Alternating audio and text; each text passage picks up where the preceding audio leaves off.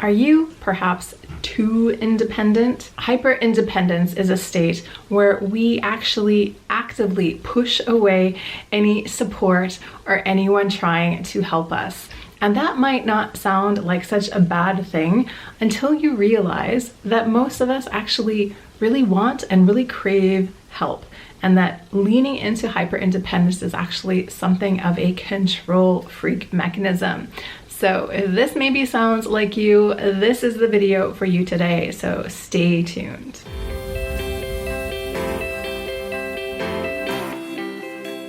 What's up, my friend, and welcome back to my channel. My name is Jen Stevens. I am the best-selling author of The Mindful Witch and the CEO of The Aligned Life, as well as a spiritual life and business coach, and I would love to welcome you to my channel today. If you're new here, this is where I create a brand new training for you every single week, all about up-leveling your life and manifesting what you want by using the power of your mind. We really have the power to create any outcome that we desire if we learn how to manage our brain around that. And every single week I'm giving you tips that will help you do exactly that. So if that sounds like something that you are interested in, and I think it probably does, then go ahead and hit that subscribe button. Hyper-independence. This is really just independence taken to an extreme. It is the state of you never asking for help, never accepting help, never even dreaming that there are people out there that want to support you and want to help you. So does this ring any bells? It certainly rang some bells for me when I first heard about it, which is exactly why I was inspired to create this training for you today. Basically, this is a state that we can get into when we're actually really not living in a state of trust. But instead of fixing that state of trust within us, we go on the defensive and we pretend that we don't want or need any support. Hyper-independence doesn't sound like a terrible thing, but what it really does is weigh you down with an incredibly heavy burden. And that is a really hard way to live your life. But if you think that every single thing that you want from life, whether that's a relationship, money, career success, that you have to do it all on your own because there's no one or nothing that can support you, you are going to create way more work for yourself, and you are probably going to experience burnout at some point in time. So I'm not making this video today to turn you into a very dependent person, but it is healthy and in fact safe to ask for and receive support and help in our life. So with that all being said, there's a few different points I wanted to speak about today when it comes to hyper-independent. And the first one is the control freak factor. So if you feel at all like a control freak, if you are at all a type A personality, this one might be you. So what hyper-independence really is a coping mechanism.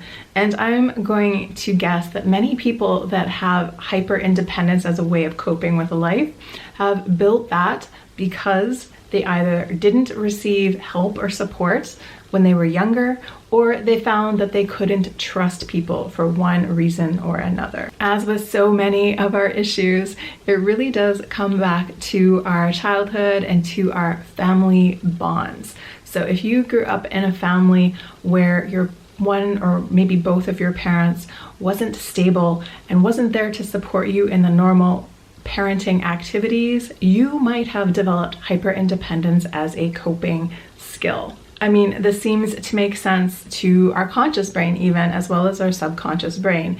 If you think that you can't have support from somebody, then you just start to train yourself to believe that is never possible and that you can just do everything yourself. But doing everything yourself, as I said in the intro, is actually a really difficult way of going through life. So many situations in our life, it is not only acceptable, but preferable that we invite in help and support from those around us. Let's think about a workplace example to begin with. And so you might be a very high achiever at your job. If you're that type A go-getter type, you might have racked up a lot of accolades. But maybe you find that you don't really work that well in groups. Maybe you find that you are micromanaging your assistants. Maybe you find that you get stressed out about thinking about applying for a new position or a new role because you feel like you will have to take on so much more yourself. So while this initial behavior of taking on a lot of responsibility and doing everything ourselves, that doesn't seem like a bad thing, but it really can trip us up. Again, even when it comes to business, if you are trapping yourself in a current position because you think that you can't go to the next position because that's going to require you personally doing so much more work or putting in so many more hours, that is a very big block, right? It is pretty standard in business that when you move from one position to the next, it isn't just about you taking on more and more, but also about you delegating and learning how to work with other people. Of course, that can become a challenge if we find delegating and trusting other people to do things to be something that we have an issue with. Being a control freak in a relationship can also be, of course, extremely problematic. Of course, romantic relationships can be incredibly scary. They are some of our biggest triggers.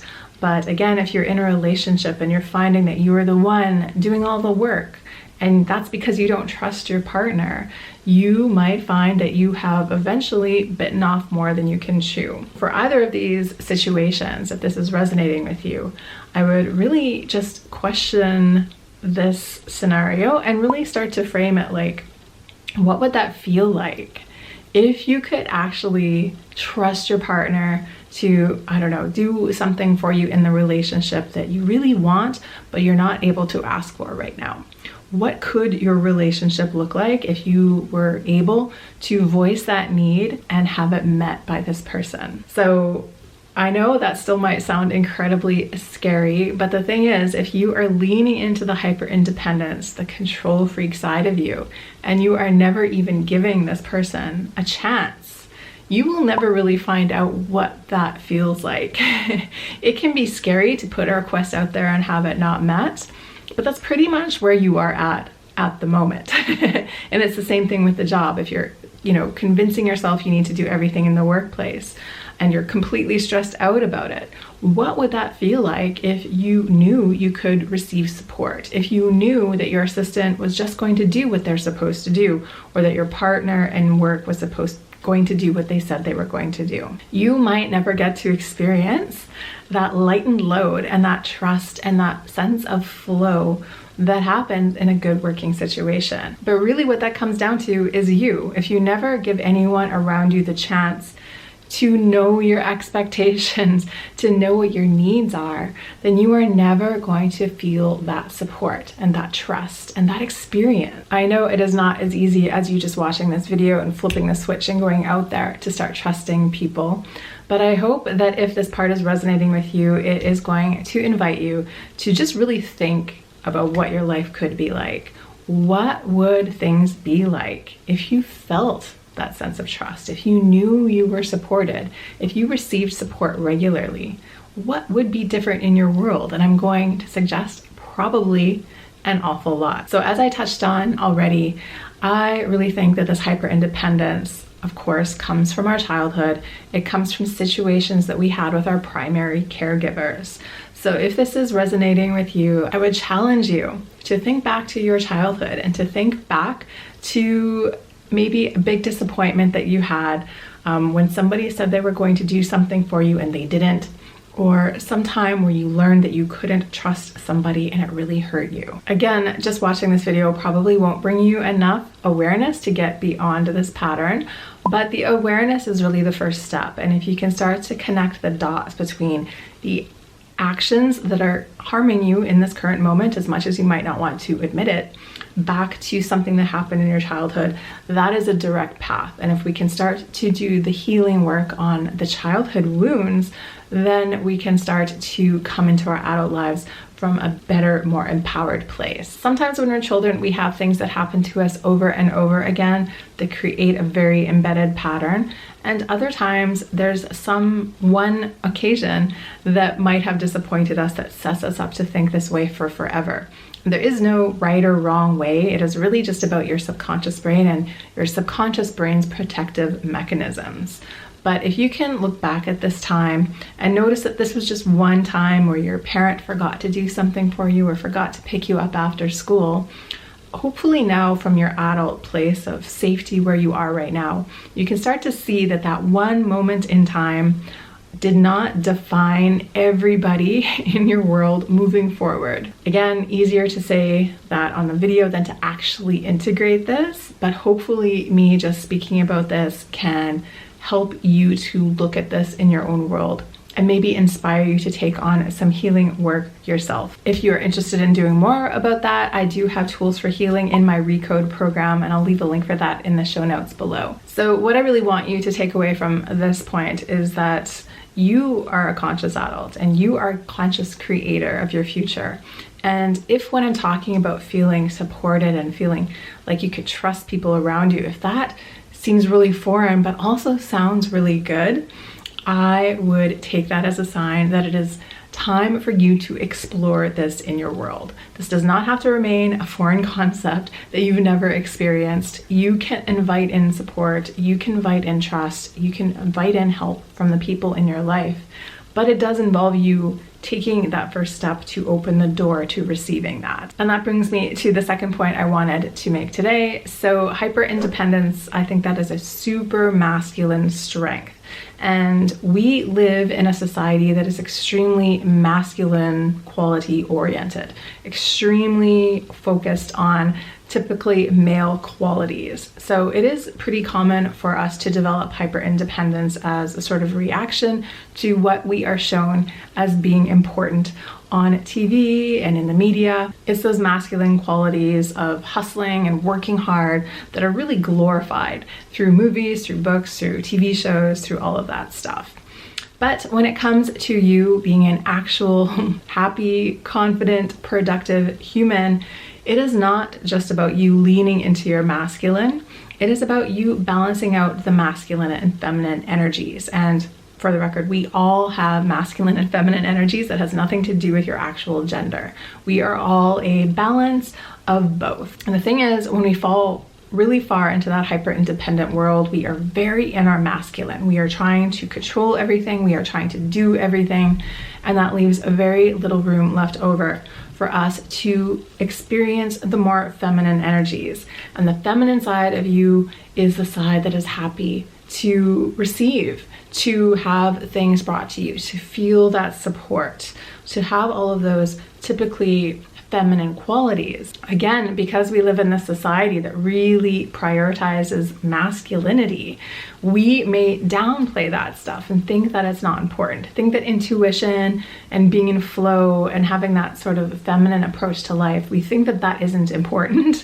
But actually, the more that we can strike a balance between the two, the more that we're really in our true power as humans. So I believe we were meant to live in polarity. I believe we were meant to have these two sides to us, but most of us are on the extreme side, myself included, on the masculine side, the controlling, working hard side, and don't leave as much time over here for the feeling and intuition and flow and support side. But feeling into that side of you is so crucial. That's how you start to integrate your true self. That's how you start to integrate your soul. And there is a lot of information and there's a lot of support and there's a lot of love over here that we are just cutting ourselves off from. So I'm not doing a whole training today on how to balance your masculine and feminine sides, but I hope that me just saying this right now really kind of flicks a switch inside of you so that you can start to become aware of how you have been ignoring the feminine side of you, the receiving side of you,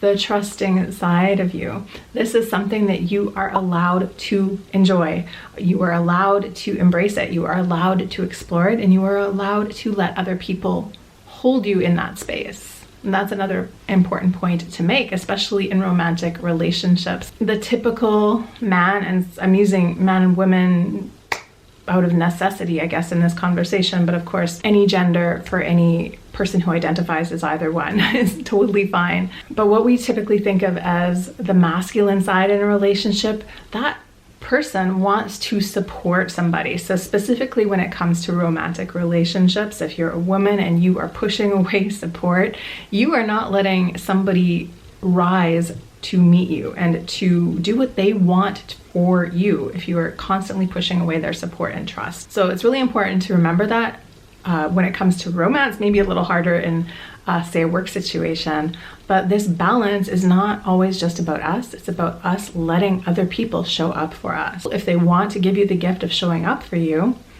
you really need to accept it. Like if someone is going to give you a compliment and you are constantly pushing the compliments away, the compliments are going to stop coming. And the same happens within an energetic space. If someone is trying to support you and trying to be there for you and you're constantly pushing them away, they're probably not going to offer at a certain point. And they are not going to feel like they are fulfilling their total power around you, and you are not receiving that total power. So it really becomes this destructive cycle that you probably aren't even consciously aware of.